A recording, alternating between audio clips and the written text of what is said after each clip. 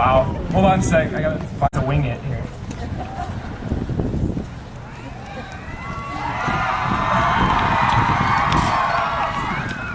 I always wanted to say this when I was on a podium. Hold on. Tear down this wall! Observed, a wise thing is careful silence, better than any speech.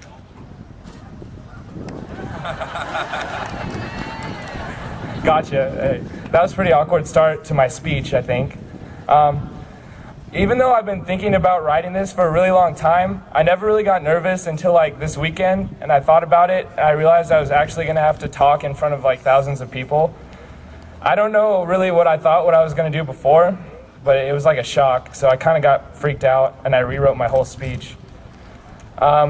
I just like wish we were allowed to have cell phones, because then no one would be paying attention to me anyway, and I can say whatever I want.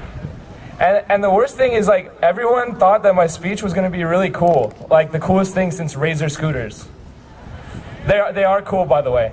And everyone would ask me every day, like, is your speech good? Is your speech going to be cool? I just want to say, like, sure, I'll just ruin all the other secrets of life for you and tell you Santa Claus isn't real and the tooth fairy is a lie. Why don't you just wait till graduation and you can decide? There's a lot of pressure. All I could think about was how uncomfortable it was going to be. Me standing up here in my Jedi Smurf robe guy, throwing out some awful jokes or corny wisdom. Corny like cliche, not the vegetable. That'd be one of those awful jokes, by the way. I think it'd be cool if every time I said a really bad joke, I got to go like, Pyah! Is that cool? Can I do that? All right. I have like 4 more awful jokes, so you guys... I was thinking, how could I top the Lost finale? That was beautiful. I never understood the whole imagine everyone in their underwear thing. It seems like that would make it a lot more awkward than it needs to be. I soon began asking myself what I wanted to say. I knew I wanted to end my YHS career on a high note, but I also knew that there was no way I could hit an F sharp.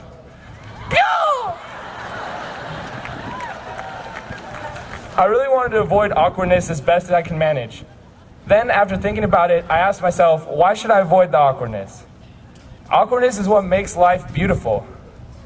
From voice cracks to that like sweet T-Rex arm thing that people do and they don't think about it when they're like talking, to snorting laughers. Snorting laughers are the best, by the way.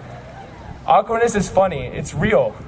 Tommy Orr Moore, a 19th century Scottish golfer, once said, "Golf is an awkward set of bodily contortions designed to produce a graceful result." You all may not see the connection, which is probably good because there isn't really a good one. But if you think about it, there is one. The world around us is beautiful because it is awkward. Have you ever seen a video of the like baby sea turtles after they're born and they like go to the ocean and they look really, really dumb? They're like flopping on the sand. I mean, they're not supposed to be on land. They're sea animals. And that's why it's funny. And it's also, I think, like the cutest thing in the world. And then there's also the platypus, which is a beaver-tailed, duck-billed, otter-footed, egg-laying mammal that can sense electric pulses with its beak bill. What is that? Not too long ago, I quoted a Scottish golfer in my speech, and I think that's really cool. I don't really know why he was quote-worthy. I guess maybe his like caddy just jotted it down on the green or something. Awkwardness is what makes being in high school fun. The best part is everyone is awkward. And even better, some of you guys don't know how awkward you are. I'm sorry I have to be the one to tell you, but everybody is awkward. I mean, look at me. I used to have a unibrow. That's one. And also, I'm like the most awkwardly dumb, smart person in this crowd, probably. I mean, people actually came up to me and were surprised that I did well in school.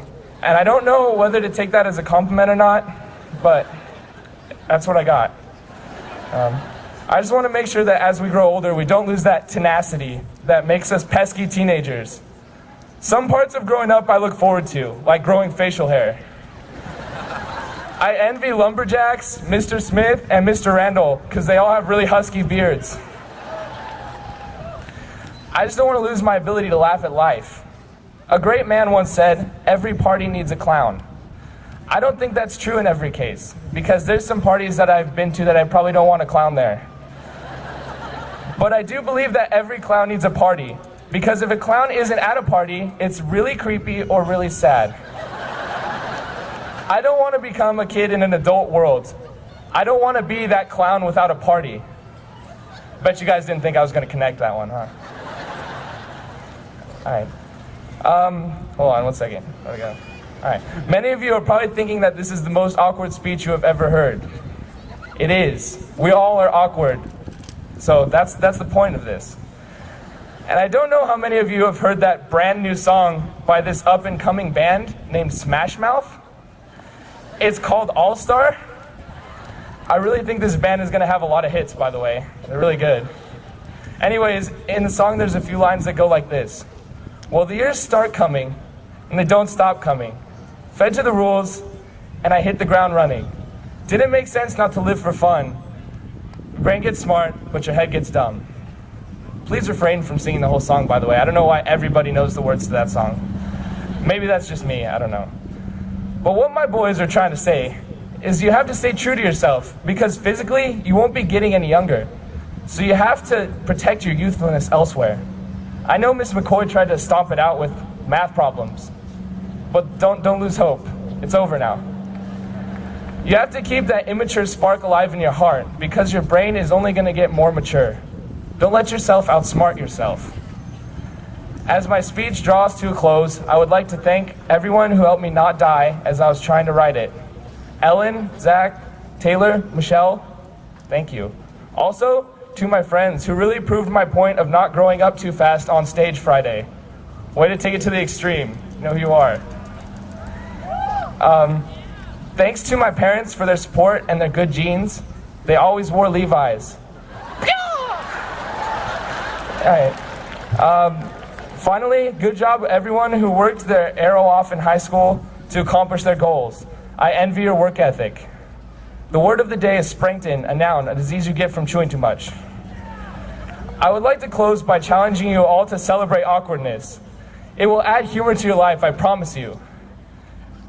General Iroh wisely remarked that pride is not the opposite of shame, but its source, and that true humility is the only antidote for shame. So everyone, drop your silly smugness and start laughing at yourself. Here, I'll start. My name is TJ Moneymaker. I used to be chubby. I'm not as funny as my friends, and I'm not good at being nerdy. However, I will go to UCLA, and I will do it with holes in my ears and a Pokemon tattoo on my rear end.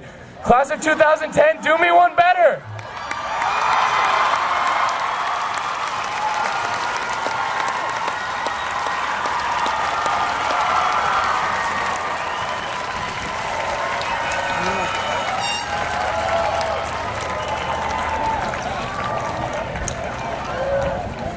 I'm now pleased to welcome back